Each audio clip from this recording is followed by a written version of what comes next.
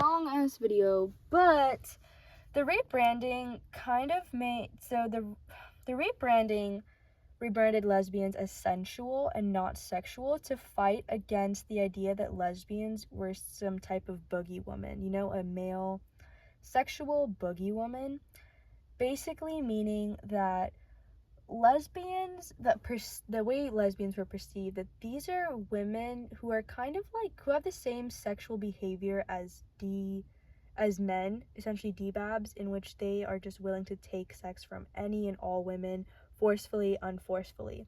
And that's why they had to rebrand as sensual. No, we're like, our sex is like equality. It preaches that we are the same, you know, when we're having it. So that's why they came up with the whole like sensual thing.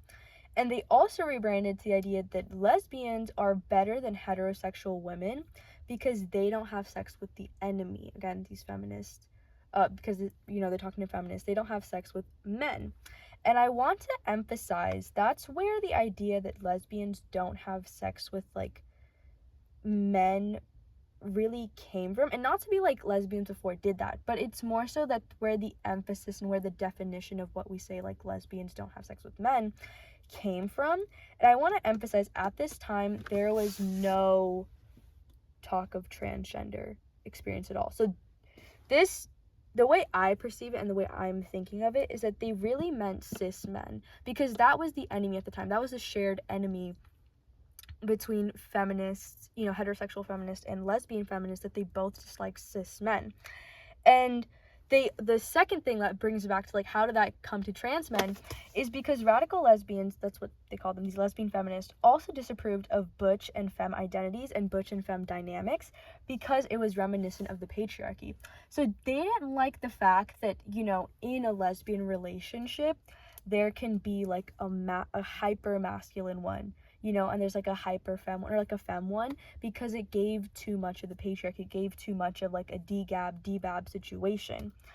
And so that's why they disapproved of it. And it's interesting because the communities in which butch and femme identities and like that whole dynamic was most popular in was the Midwestern, like, farmer lesbians, so lower class lesbians, lower, you know, poor lesbians, plus African American lesbians.